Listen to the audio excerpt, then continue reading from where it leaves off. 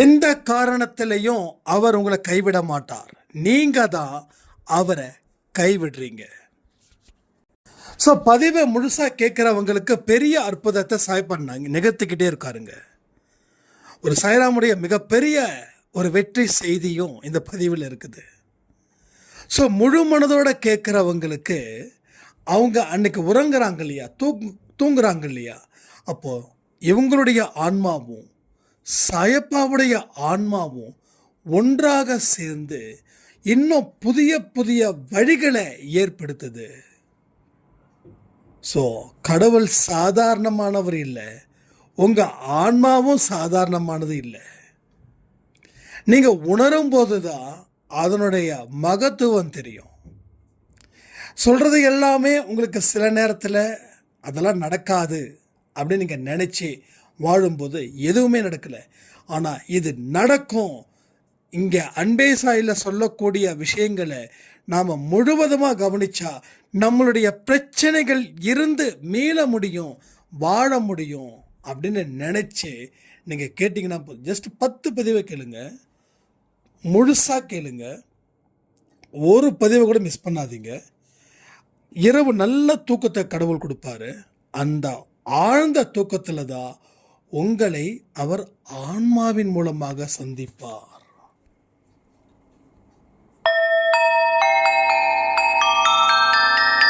ஓம் சாயிரா சாயிரா, ஓம் சாயிரா சாயிரா, ஓம் சாயிரா சாயிரா, அன்பே சாயிரா, பேரன்பே சாயிரா, அகிலம் தளிக்க ஆத்மா விழிக்க அனுதினம் சாயிரா, எங்கள் அன்பே சாயிரா.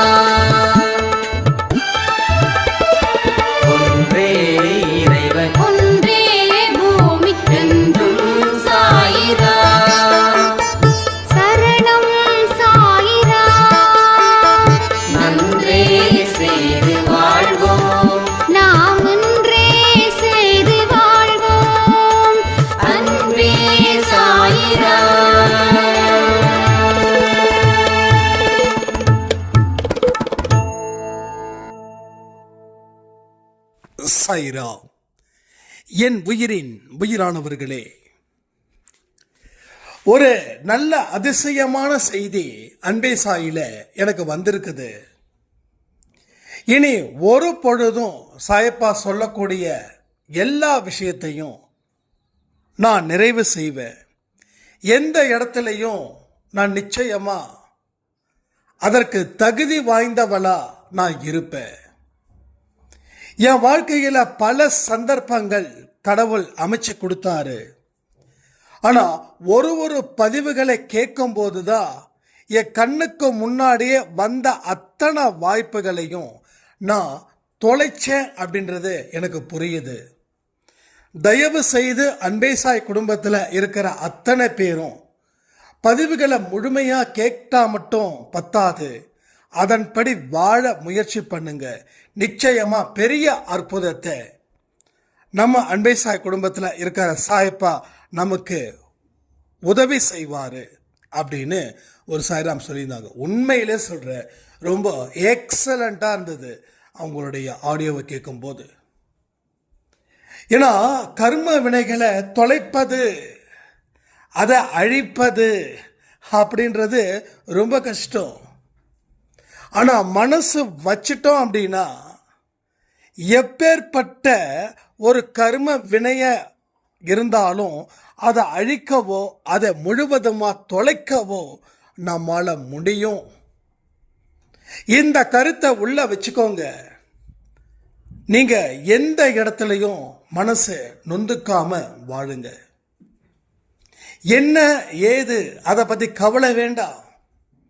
இதற்கு முன்னாடி நீங்கள் கவலைப்பட்டீங்க, ஏன் தெரியுமா? அப்போ கடவுள் உங்ககிட்ட இல்லை. கடவுள் உங்ககிட்ட இல்லைன்றதை விட கடவுள் உங்ககிட்ட இருந்தார், ஆனால் அதை நீங்கள் உணரல. ஆனால் இப்போ நீங்கள் பரிபூரணமாக உணர்கிறீர்கள். நிச்சயமாக நீங்கள் ஃபீல் பண்ணுறீங்க, எனக்கு தெரியுது.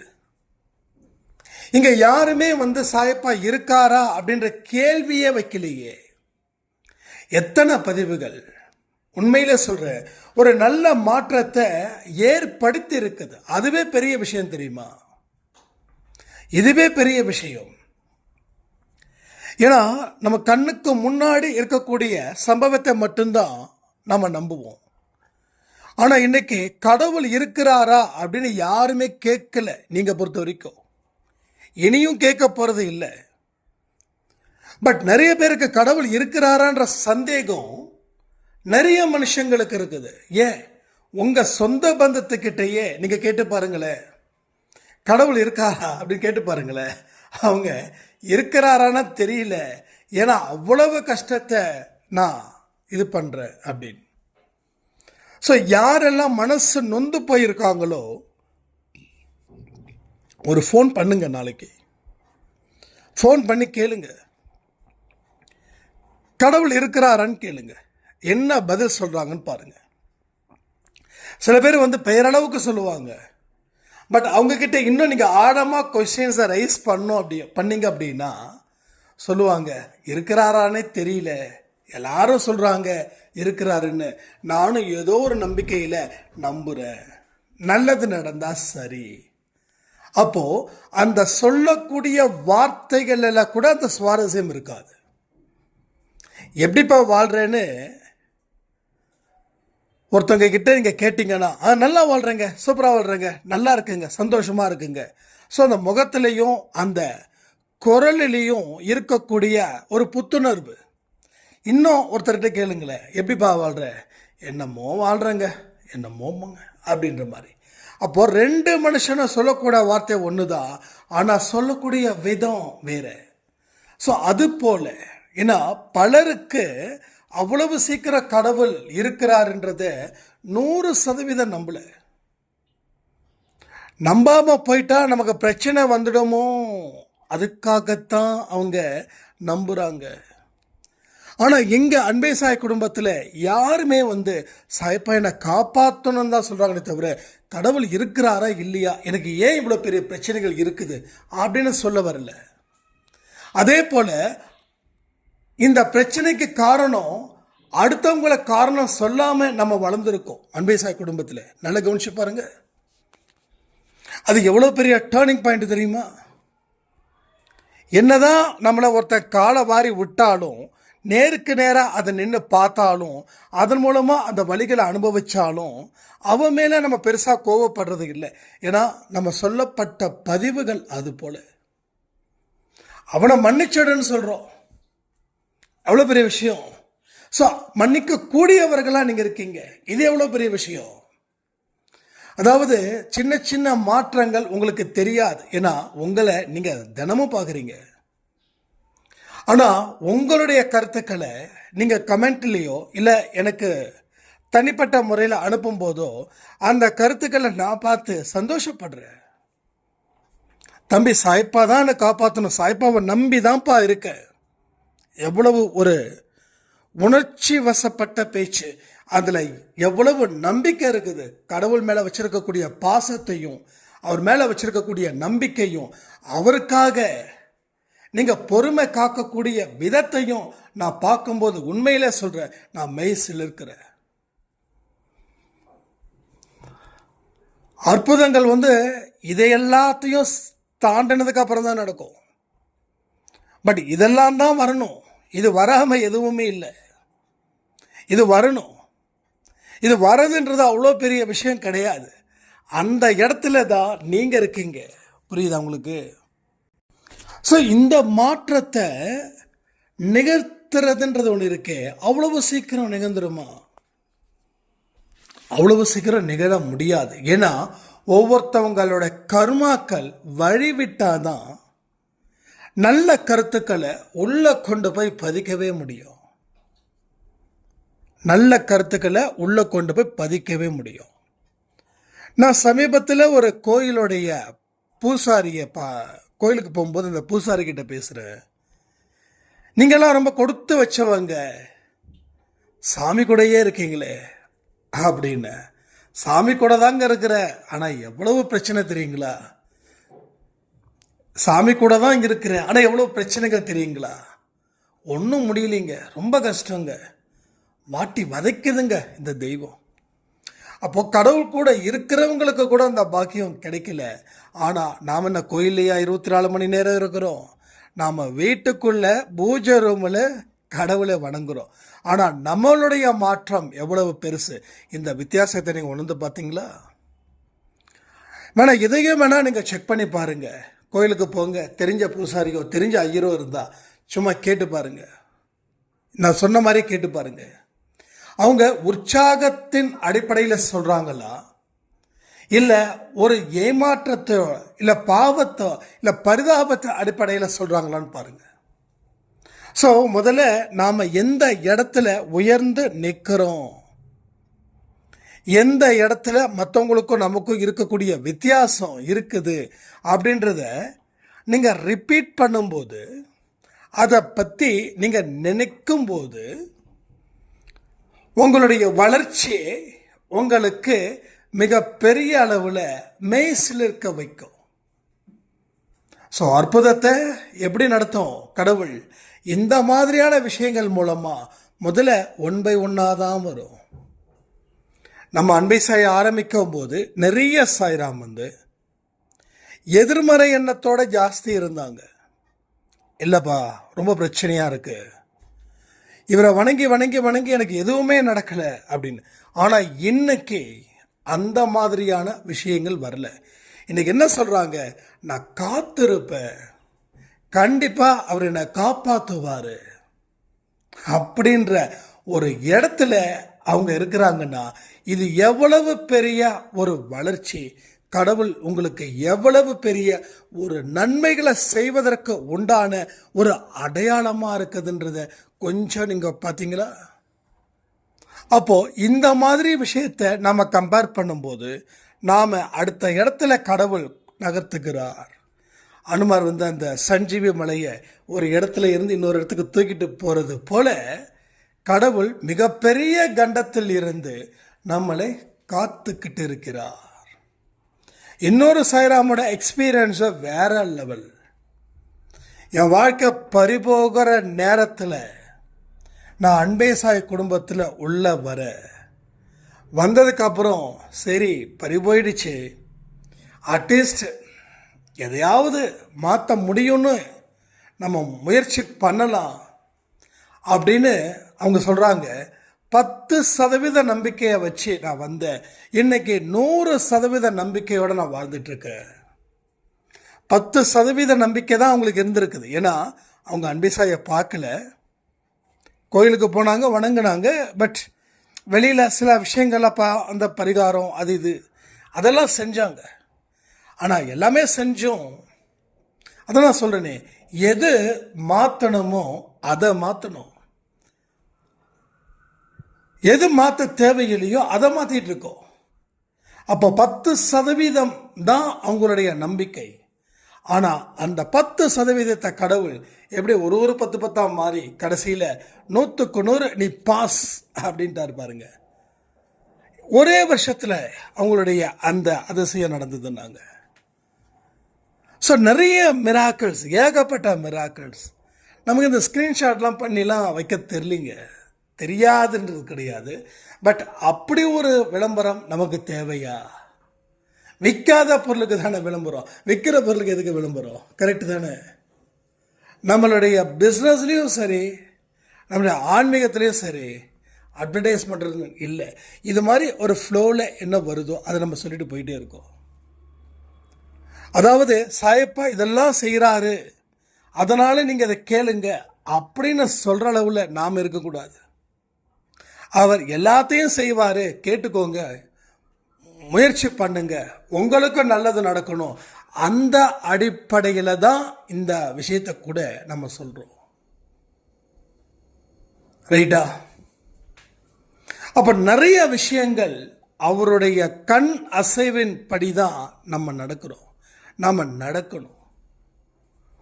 அந்த இடத்துல நீங்கள் உங்களை ஸ்ட்ராங் பண்ணுங்க, மன உறுதியுடன் நின்று போராடுங்கள். ஒவ்வொரு போராட்டமும் வெற்றியை கடவுள் தருவார்ன்ற நம்பிக்கையில் வாழுங்க. ஆனால் தோல்வி கிடைச்சிடுச்சே, என்ன செய்யலாம் பண்ணுறது? தோல்வி கிடைச்சிடுச்சே, நான் எப்படி இதில் இருந்து எழுந்திருக்கிறது? ஒன்றே ஒன்று சொல்லட்டுமா?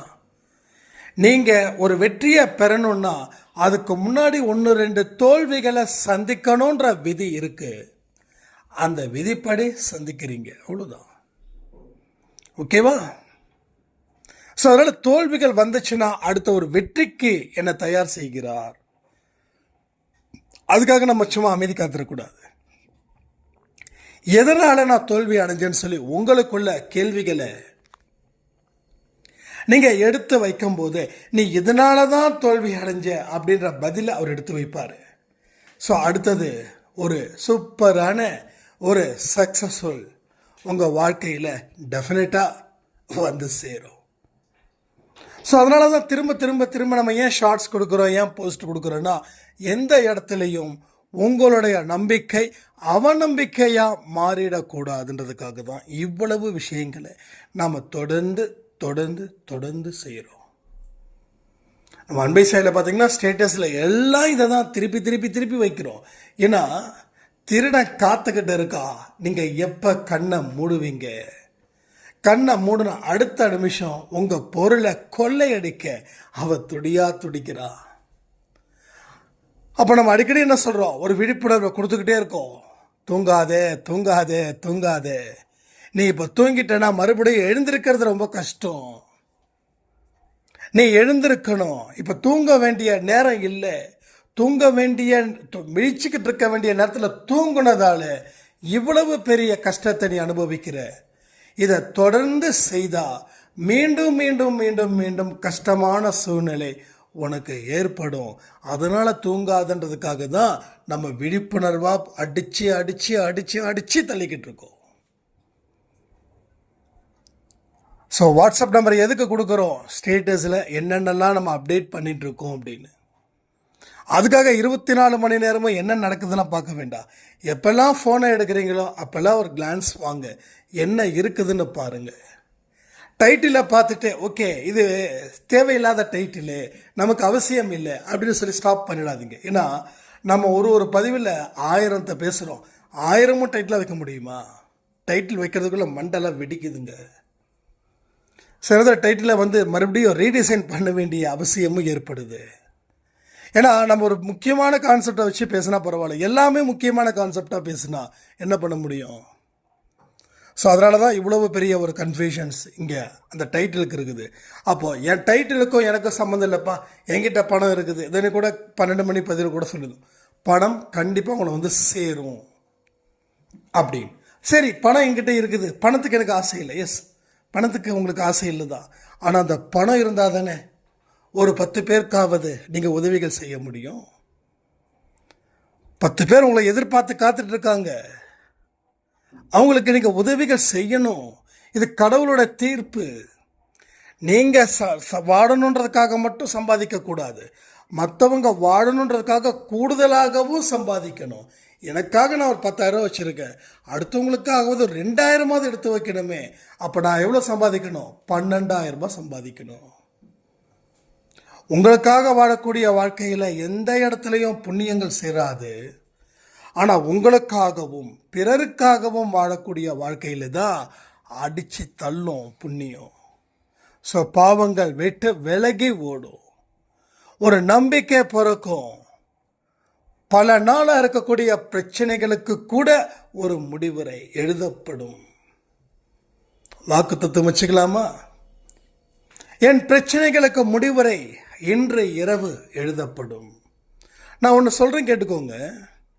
நீங்கள் கேட்குற ஒரு பதிவும் நீங்கள் ஆழ்ந்த தூக்கத்தில் இருக்கும்போது உங்களுடைய ஆன்மாவும் சாயப்பாவோட ஆன்மாவும் 2 கலக்குது எண்ணங்கள் மூலமாக. யாரெல்லாம் ஒரு பதிவை முழு மனதுடன் முழுதாக கேட்குறாங்களோ அது எங்கே போய் ஸ்டோர் ஆகுது? இதெல்லாம் நம்புறவங்களுக்கு தான் நடக்கும், நம்பாதவங்களுக்கு நடக்காது. அடப்போப்பா நீ வேற, ஆன்மாவது ஒன்றாவது. ஸோ அந்த விரக்தி தன்மையும் வரும். ஏன் வருது தெரியுங்களா? தொடர் தோல்வி. ஸோ அவங்கள வந்து இப்படி சொல்லிட்டாங்களேன்னு சொல்லி நான் ஃபீல் பண்ணலை. பட் அவங்க இப்படி இருக்கிறாங்களேன்னு சொல்லி அவங்களுக்காக நான் இன்னும் நிறைய பிரார்த்தனை செய்கிறேன். இது வந்து அன்பே சாய் குடும்பத்தில் சொல்கிறது இல்லை, வெளியில் இருக்கிறவங்க. அதான் நான் சொன்னேன், அன்பே சாயில் யாருமே அந்த மாதிரிலாம் இல்லை. ஸோ வெளியில் இருக்கிறவங்க கிட்ட சம்டைம்ஸ் வந்து நம்ம பேசுவோம், சரி விடுங்கம்மா எல்லாம் சரியாயிடும்னா, அடையான் தம்பி மறுபிறவிலாம் இல்லைப்பா, எந்த ஜென்மத்தில் முடிஞ்சிருச்சா அவ்வளோதான். ஏன் என்னுடைய அப்பா இருக்கார் இல்லையா, அவரே சொல்லுவார், மறுபிறவிலாம் இல்லைடா, ஏதோ காக்கா பிறந்து செத்த மாதிரி, பறவை பிறந்து செத்த மாதிரி மனுஷனும் பிறக்கிறான் சாப்பிட்றான், அவ்வளோதான், மறுபிறவிலாம் ஒன்றும் கிடையாது.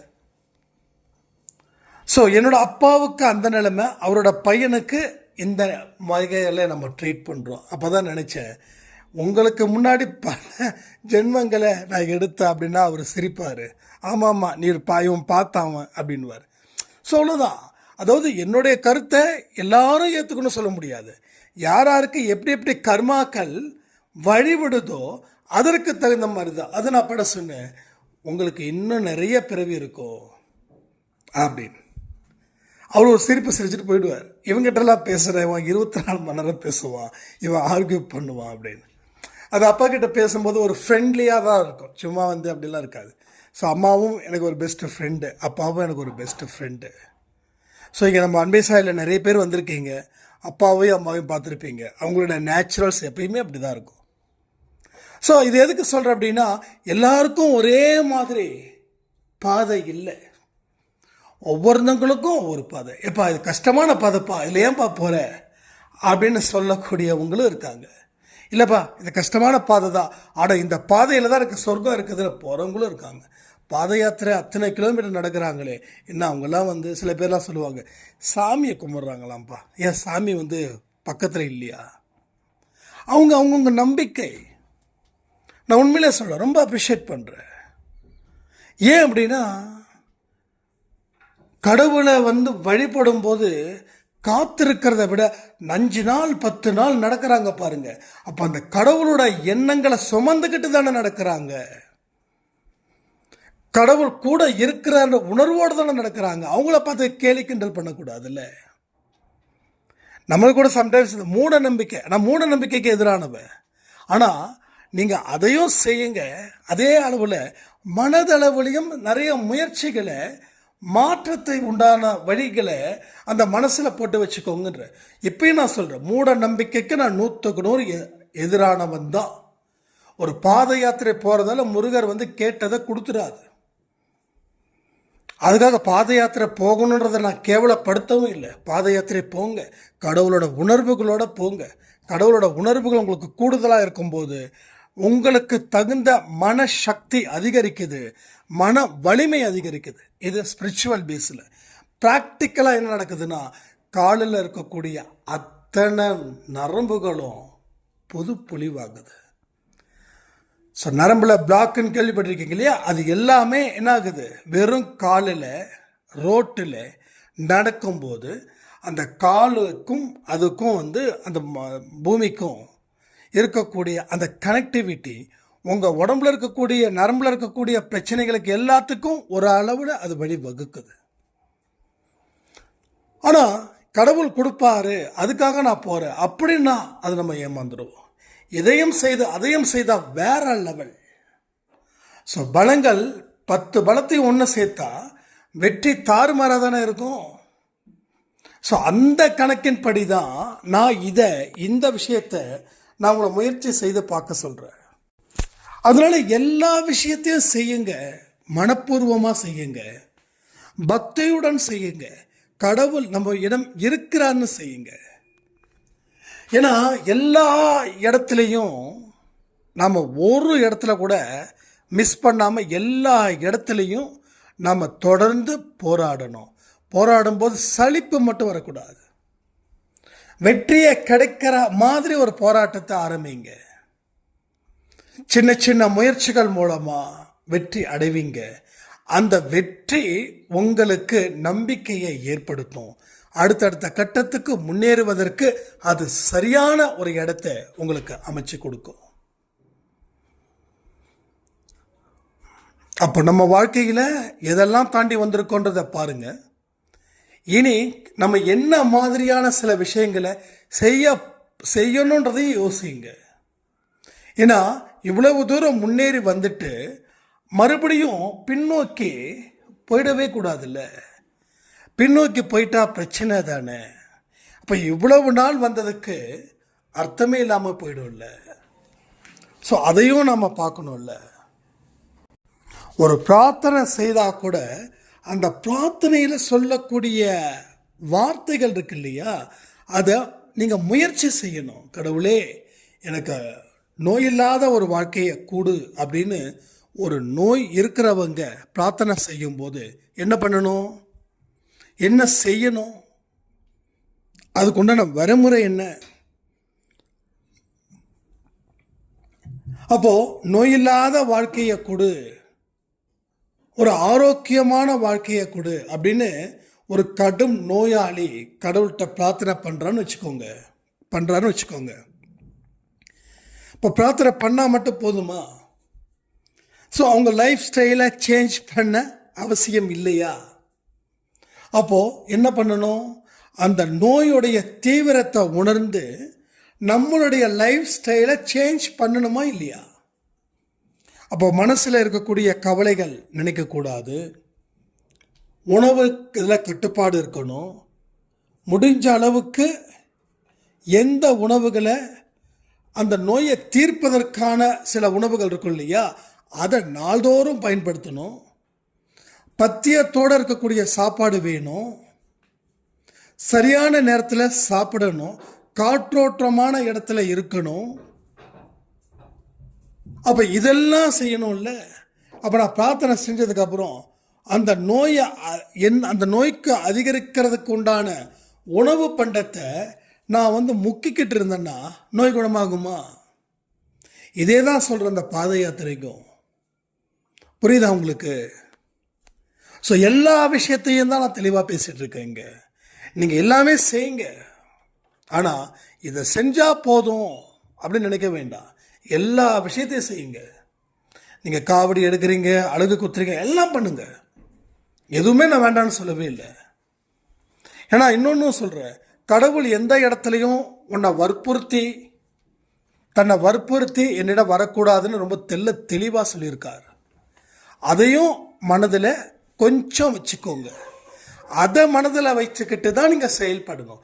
அப்போ தான் அது உண்மையான வெற்றியை உங்களுக்கு தேடி தரும்.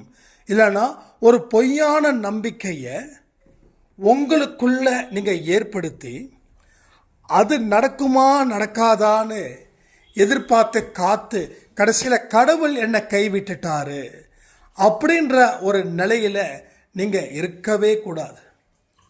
அதுதான் நான் திரும்ப திரும்ப சொல்கிறேன். ஒவ்வொரு விஷயத்தையும் தீர்க்கமாக யோசித்து முடிவு பண்ணி உங்கள் வாழ்க்கையை வாழுங்க. ஸோ பிரார்த்தனையில் என்ன சொல்கிறோம், ஆரோக்கியமாக இருக்கணும்னா முதல்ல ஆரோக்கியமாக இருப்பதற்கு என்னென்ன வழிகள் இருக்கோ அத்தனை வழிகளையும் முயற்சிகள் செய்யணும். முடிவை பற்றி கவலைப்படக்கூடாது. அந்த நேரத்தில் அந்த பிரார்த்தனையும் உங்களோட வாழ்க்கையில் ஏற்படக்கூடிய மாற்றத்தையும் ஒன்றா சேரும்போது உங்கள் பிரார்த்தனை நிறைவேறிடும். அவ்வளோதான். ஸோ பிரார்த்தனை நிறைவேறும். ஆனால் பிரார்த்தனை இல்லாமல் எதுவுமே இல்லை, பட் செயல்படாமலும் எதுவுமே இல்லை. பிரார்த்தனை ப்ளஸ் செயல் ஈக்குவல் டு 100% மார்க். 100க்கு 100 அப்போ தான் வாங்க முடியும். இப்போ பிரார்த்தனை இருக்குது ஆனால் செயல் இல்லைன்னா 0. செயல் இருக்குது, பிரார்த்தனை இல்லைன்னாலும் அது உடனே 0 ஆகாது. பல காலம் பொறுத்து அது 0 ஆகும். ஏன்னா கடவுள் துணையோடு பெறக்கூடியது தான் ரியல் ஹாப்பி, ரியல் சக்ஸஸ். அப்போ முயற்சியும் உழைப்பும் பிரார்த்தனையும் சேர்ந்தா ஜாக்பாட் அடிக்க முடியும். 3ல் ஏதாவது ஒன்று குறைஞ்சாலும் பெரிய ரிசல்ட் ஒன்றும் கிடைக்காது. என்கிட்ட ஒரு சொன்னாங்க, என்னுடைய சித்தப்பாவோ பெரியப்பாவோ அவங்க சொல்கிறாங்க, என்னோடய சித்தப்பா கடவுளே வணங்க மாட்டார், ஆனால் அவருக்கு நல்ல மனசு இருக்குது. அப்போது அது போதுமா அப்படின்னு கேட்டாங்க. ஸோ நல்ல மனசு ஓகே, டெஃபினட்டாக ஓகே, ஆனால் அந்த நல்ல மனசு உண்மையிலேயே இருக்குதான்றதை எப்படி தெரிஞ்சுக்க முடியும்? நான் யாரையும் குறை சொல்ல நினைக்க வேண்டாம். மனிதனுக்கு 2 முகம் இருக்குது. ஒன்று வெளியில் காட்டக்கூடிய முகம், அதே முகம் உள்ளே இருக்கா? ஆனால் கடவுளை அவன் நம்பும்போது உள்ளுக்குள்ளே இருக்கக்கூடிய முகத்துடைய சீற்றம் கொஞ்சம் குறைவாகவே இருக்கும். அப்போது அதுக்காக நான் எல்லாரையும் குறை சொல்லலை. முக்கால்வாசி பேர் வெளியில் நல்ல மனசோட இருக்கிற மாதிரியும் ஆனால் உள்ளுக்குள்ள ஒரு கொடூரமான முகத்தை வச்சுட்டு இருப்பாங்க. ஏன்னா இதை நான் நிறைய பேர்கிட்ட பார்த்துருக்கேன் நான். ஸோ எதுவுமே என்ன சொல்கிறது, உண்மையா இல்லையா அப்படின்னும்போது பல விஷயங்கள் நமக்கு ஏமாற்றத்தை மட்டும்தான் கொடுக்குது. ஏன்னா இதுக்கு முன்னாடியும் ஒருத்தவங்க லைஃப்பில் நான் நல்ல மனசு அப்படின்னு நினச்சி பழகினேன், ஆனால் கடைசியில் அவங்களுடைய நரி புத்தியை காட்டிட்டாங்க. நான் உங்ககிட்டே ஒரு கேள்வி கேட்குறேன். எத்தனை பேர் நல்லவர்கள் அப்படின்னு நினச்சி பழகி உங்களை ஏமாத்திருக்காங்க? அப்போ கடவுளுடைய துணை இருந்தால் மனுஷன் பயப்பட செய்வான். பாவங்கள் கொஞ்சம் குறையும். ஐயோ கடவுள் தண்டிச்சிடுவாருப்பா அப்படின்றது போல். அது இருக்கிறது நல்லது தான், இல்லைன்னா வேறு மாதிரி போயிருக்கும். நாட்டில் சட்டமோ போலீஸோ இல்லைன்னா நம்மளால் வாழ முடியுமா? எல்லார் கையிலையும் கன் இருந்தால் யார் என்ன வேணாலும் பண்ணிக்கலாம்ப்பா அப்படின்னு ஒரு விஷயம் வந்துருச்சுன்னா அது எப்படி லீட் பண்ண முடியும் வாழ்க்கையில்? யோசிச்சு பார்த்தீங்களா? ஸோ இதுதான் தெரிஞ்சிக்க வேண்டிய விஷயங்கள். இப்போ போலீஸும் கோர்ட்டும் எல்லாம் இருக்கிறதால தான் இங்கே பிரச்சனைகளோட தீவிரம் குறைஞ்சிருக்குது. ஸோ இது உண்மை இல்லையா? இது முழுவதும் உண்மை. ஸோ இதெல்லாம் யோசித்து பார்க்கணும். அப்போ கடவுள் ஒருத்தர் இருக்கிறதால தான் இங்கே பாவங்கள் குறைஞ்சிருக்குது. கடவுள் ஒருத்தர் இருக்கிறதால தான் மனுஷன் தப்பு செய்கிறதுக்கு பயப்படுறது தான். இவ்வளவு சட்டத்திட்டங்கள் இருந்தும் கடவுள் இருக்கிறாரு தண்டிப்பான்னு தெரிஞ்சும் எல்லாம் மீறி தப்பு செய்கிறாங்கன்னா யாருமே இல்லைப்பா அப்படின்னா இந்த நாடே என்ன ஆகும்? சுடுகாடாக மாறிவிடும். இந்த நாடே சுடுகாடாக மாறிடும். அப்போது எல்லா விஷயத்தையும் நீங்கள் எப்படி எடுத்துக்கிறீங்களோ அதை பொறுத்து தான் இங்கே வாழ்க்கை மாறுது. ஸோ கண்ணியத்தோட வாழணும், அன்பும் இரக்கமும் இருப்பது போல நம்ம வாழ்க்கையை மாற்றணும். ஸோ மாறுவதற்கு உண்டான நேரத்தில் நீங்கள் மாறாமல் இருந்தீங்கன்னா உங்கள் வாழ்க்கையில் எந்த ஒரு லட்சியத்தை எடுத்தாலும் அது படு தோல்வியில் முடியும். இதை எல்லாத்தையும் எப்போ நீங்கள் உணர்வுபூர்வமாக உணர்ந்து செயல்பட போகிறீங்களோ அன்னைக்கு உங்கள் வாழ்க்கையில் மிகப்பெரிய அற்புதமும் அதிசயங்களையும் கடவுள் ஏற்படுத்துவார். ஸோ பொன்னான நேரத்தை தயவு செய்து வீணாக்காமல் உங்களுக்கு தேவையான ஒரு விஷயத்தையும் நீங்கள் உள்வாங்கி செயல்படுங்க. நீங்கள் செயல்பட செயல்பட செயல்பட உங்கள் வாழ்க்கையில் அமைதியான புரட்சி, அமைதியான வெற்றி ஏற்பட்டே தீரும். ஸோ கடவுள் நம்பிக்கை இங்கே இல்லாதவர்களோட வாழ்க்கையில் நிலைமை ரொம்ப மோசமாக இருக்கும். ஆனால் உங்களுக்கு அந்த நம்பிக்கை இருக்குது அப்படின்னும் போது ஒரு நீடித்த நிம்மதி எனக்கு கிடைக்குது. ஏன்னா அன்பேசாய் குடும்பன்றது நம்ம குடும்பம் தானே, நம்ம பாசமான குடும்பம், அன்பான குடும்பம். ஆனால் ஒன்று, இங்கே இருக்கிறவங்க எல்லாருமே ஏமாந்தவங்க, மன ரீதியாக காயப்பட்டவங்க, வாழ்க்கையில் யாரையும் நம்பவே கூடாது அப்படின்னு தான் இந்த அன்பேசாய் குடும்பத்துக்கு வந்திருக்கீங்க. ஆனால் இன்னைக்கு எந்த ஒரு அன்பை நம்ம வெறுத்தோமோ அந்த அன்பினால தான் வாழ முடியும், வளர முடியும். ஸோ தவறுகள் என்னிடம்தான் அதிகமாக இருக்கிறது, நான் தான் சரியாக இதை ஹேண்டில் பண்ணலை, நான் முழுக்க முழுக்க என்ன மீறி ஒருத்தவங்க மேலே பாசத்தையும் அன்பையும் நம்பிக்கையும் வச்சேன், அதனால தான் என் வாழ்க்கையில் இவ்வளவு பெரிய ஒரு சம்பவம் நடந்துச்சுன்னு சொன்னவங்களை நான் நிறைய கேள்விப்பட்டிருக்கேன்.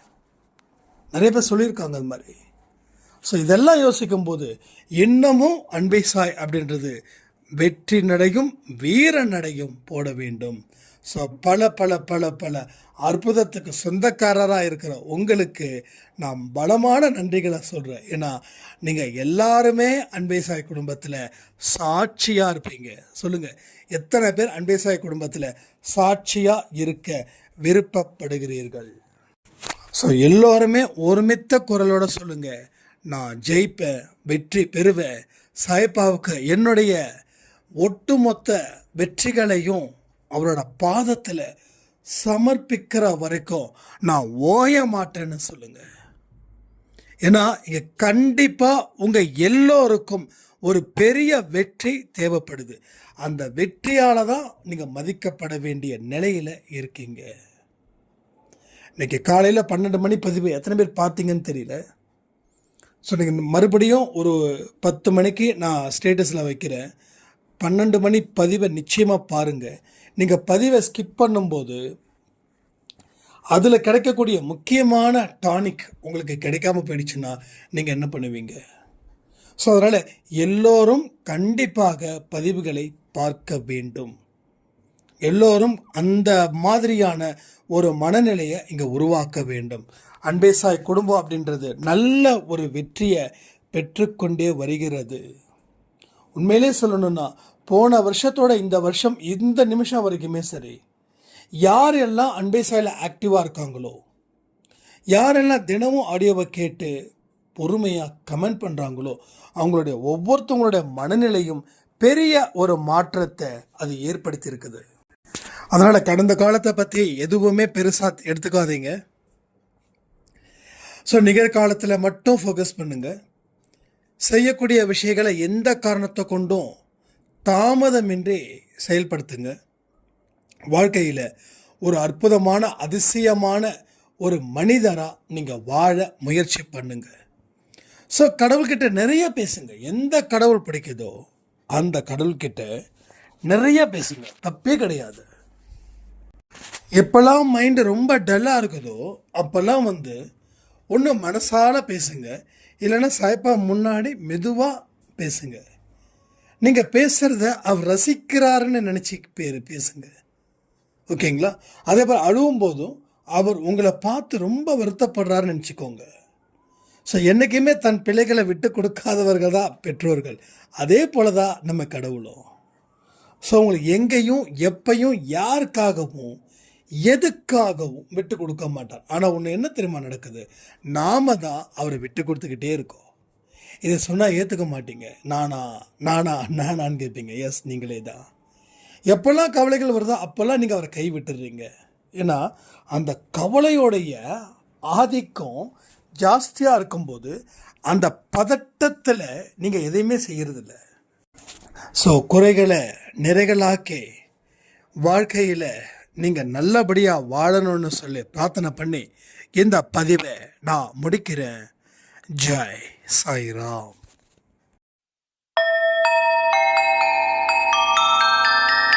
ஓம் சாயிராம்.